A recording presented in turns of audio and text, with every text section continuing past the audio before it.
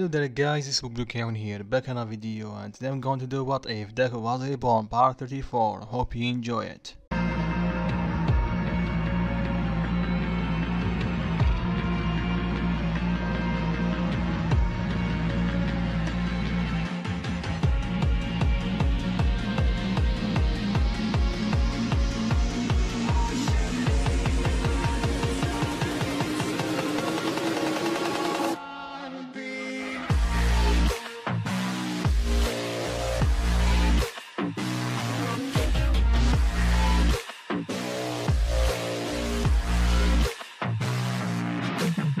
So this time no recap, go watch the last part by clicking the I button right here. So with that, let's begin. After what Jin tell him about his master, Deku start asking himself the big question, what does he want to become? Does he want to be a hero like when he was a full human? But he think he can't be one because of his world standards. Sure, he want and will save people, but he don't like the spotlight, and because of his dragon side, if he meets someone that have a dark heart, he think he's the center of the world and treat other people like objects and do whatever he want to them. He's sure that he won't show any mercy to that person. Plus, who actually deserve mercy? For example, after Baku did to him, he still show him mercy. But that was because he knew there is still hope for him. But if he didn't, then Jarvis cut his monologue and tell him, I don't see it like that. Deku was caught off guard and asked him, what do you mean? Jarvis replied, your fight with Baku was a must. Sooner or later, you would have to fight him to move on. Deku tell him, I don't see your point. What do you mean it was a must? Jarvis tell him, the way I see it, when you get reborn or whatever, you won't sure what to do with yourself. You just wake up from a coma and the next thing that you know, you have powers. But you know almost nothing about them or where you get them from. So when you met Ray, not only you found someone that knew about your powers, but he also shows something that most people of your world didn't. Kindness. He welcomed you with open arms. And that's why you always think of the other world as your second home. Deku tell him, thank you for the analysis, but you didn't explain what did you meant by my fight with him was a must. Jarvis replied, quite annoyed, I was getting there. So, when you think that you learn everything that you can from the other world, you return to your world because you felt ready to face it. And the first obstacle was Bakugo. Not to break him, although I know you enjoyed beating him to the ground. Deku immediately agreed with him. Jarvis continue, but to show him that his way of heroism is wrong. Deku tell him, okay, maybe you're right about him, but I'm talking about other villains. Jarvis cut him off, like Stain, he said. Deku tell him, Stain is not a villain. Jarvis asked him why. Deku tell him, he just lost his way. He lost it? Jarvis tell him, see what I'm getting at? Not every villain is won by choice. Sometimes they are manipulated and sometimes they are forced to. And you know that Stain was right. He was only using the wrong method. That's why you won't try to capture him. You are trying to show him the way, the right way. And sure, there is still some villains that they are just one because they want to and they enjoy it. The pain and suffering that they cause, they just love it. And to tell the truth, I don't know what to do about them either. We have to ask someone that have experience in this matter. Deku think for a second, then he tell him, and I know who to ask. Deku returned to UA when everybody are in the middle of the training. So when he arrived at the training field, everybody was surprised to see him, because usually at this time he's patrolling the city. So they ask him if everything is okay. He nod and tell them, don't worry, I'm here to talk to All Might. They understand, so they continue their training. Then Deku take All Might outside, and All Might ask him, is everything okay, young Midoriya? What do you need? Deku reply with a serious tone, All Might, what is the meaning of being a hero? All Might was completely taken off guard and tell to himself, where did this come from? Then he reply, to tell the truth, there is no specific way to be a hero. Because everyone is different, so the meaning of hero change from one person to the other. But they share one thing, the drive to save people.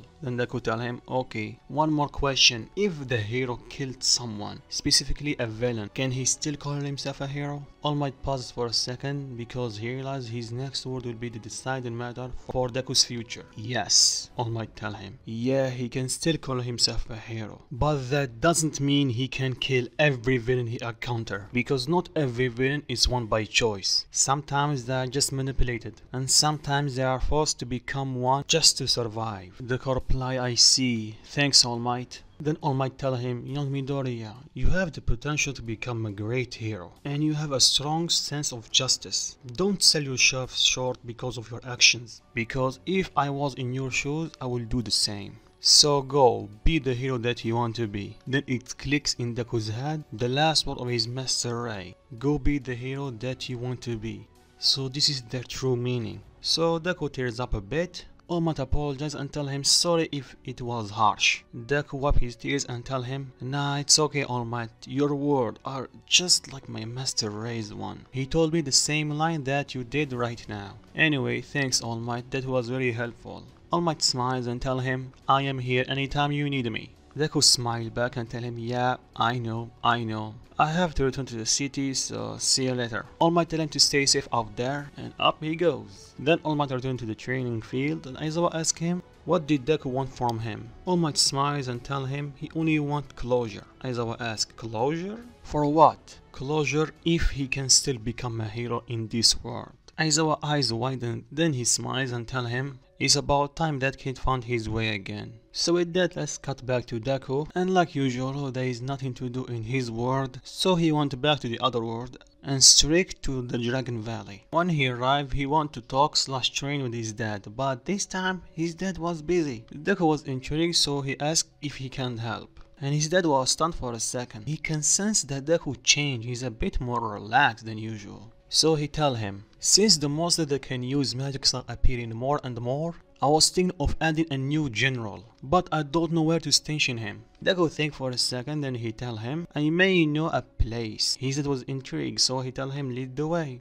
Deku opened up a gate to the mountain where he and Sai eliminated the monster that were bothering them. His dad inspected the cave and found it suitable for a dragon. Then Deku used his skill appraisal and tell him, it's like I expected it. There is not a trace of metal in this mountain. Everything got extracted. But we should ask the approval of the landowner, and luckily I know him. His dad was surprised and asked him, you do? Deku nods and explained that he is the king of Dwarf Gone and he is his old master friend. Then his dad tell him that he want to meet him. Deku was shocked but happy and tell him, let me go first because this is going to be a meeting between kings. So we should give him a heads up first. His dad gave him the okay and Deku teleported to the castle. When he did, he was welcome like usual, but Deku informed Jin that the King of Dragon wanted to talk to him. And needless to say, their jaw dropped to the ground. And they were a bit scared. What does the King of Dragons want from them? After a couple of minutes to collect themselves, Jin tells Deku to bring him in. Deku do it by opening up a portal big enough for his dad. And when he walked in, everybody was in the edge of their seats. Then Deku's dad, aka Dragon King, thanks Jin for seeing him without a notice first. Jin, still shaking a bit, tell him, it's not a big deal, so what can we do for you? The Dragon King explains the situation and tell him if they can borrow the mountain, and he adds, and because how close the mountain is, I have no doubt that no monster will approach your city. Jin accepts his offer, and the King of Dragons starts moving to his humanoid form, and they shook hands. Then Jin tells the King of Dragon, you are really Izuku's father. He looked just like you in his dragon form. You should be proud of him. He's a great kid and a powerful warrior. The King of Dragons replies, and it's all thanks to you. Jin tells him that he did not and all thanks should go to Ray. The Dragon King replies, I know that Ray guy is the one who trained him, but you also were there for him as a mental support. Then Deku chime in and tell him he's right, so just take the compliment. So Jin do just that. Then they say their goodbyes for now, and Deku and Dragon King return to the Dragon Valley. Then Deku asks his dad who is the new general. His dad reply, one of your brothers. We still haven't decided yet. Then Deku asks him, and how you will do that? The Dragon King reply, by fighting of course. Deku sighed and tell him, figures. So they're gonna fight each other or what? The Dragon King reply, yes, they are going to fight each other. But the winner will not be the new general. You have to be chosen by the others and me. Deku asks him when they are going to fight. His dad replied, today. Why? Deku asked him, mind if I stayed and watch? His dad replied, of course not, you are more than welcome to stay. Deku thanked him, then they do the preparation for the fight. So the contestants or Deku's brother prepare the fight. Meanwhile, Deku is staying with the other generals. So this fight starts and it seems that everyone is equal. Until they start kicking up a notch and one of the dragons, the oldest one, is clearly surpassing the others. But somehow the youngest one was able to keep up somewhat with him. They keep fighting for a few seconds and they use every spell that is in their arsenal.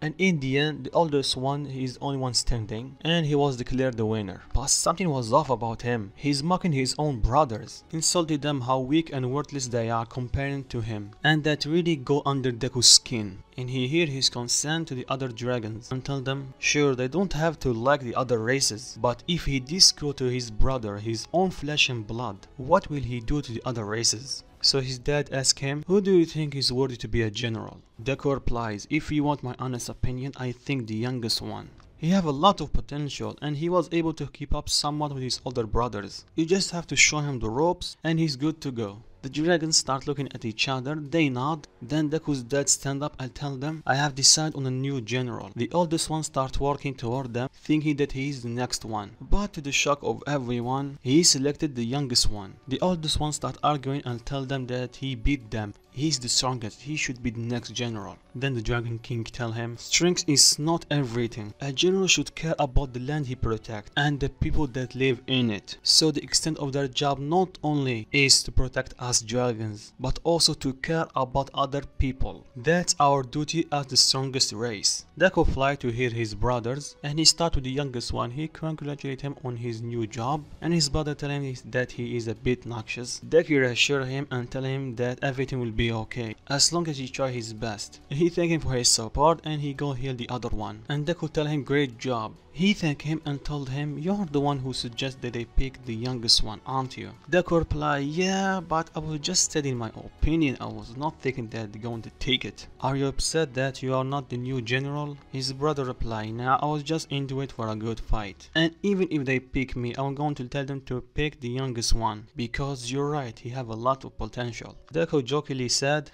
let's hope he doesn't have a nervous breakdown first. The two of them looked at the youngest one and he's nervous AF. And they cannot hold it and they start laughing as hard as they can. But the oldest one is furious. Not only he's not a general, but it's because of his half-breed. He immediately charged at Deku, but luckily he sees that and catch his attack and tell him, what are you doing? The oldest one replied, just shut up and fight me. Deku used a powerful air cannon. Deku used a full power base form air cannon to push him away. Then he glanced at his dad, giving him the look basically telling him what should I do. His dad simply nods. Deku understands what he have to do. Deku immediately got in his fighting stand and prepared to fight him seriously. The oldest one charged at him one more time and Deku easily blocked his attack. And once again hit him with the air cannon. And you guys have to remember that Deku is almost level 400 and his brother is around level 300. So there is quite a big gap between their powers. At that without adding Deku transformation and technique. So his older brother is not letting off. When he used flames, Deku used water. He tried to physically attack him, Deku easily dodged and punched him or kick him,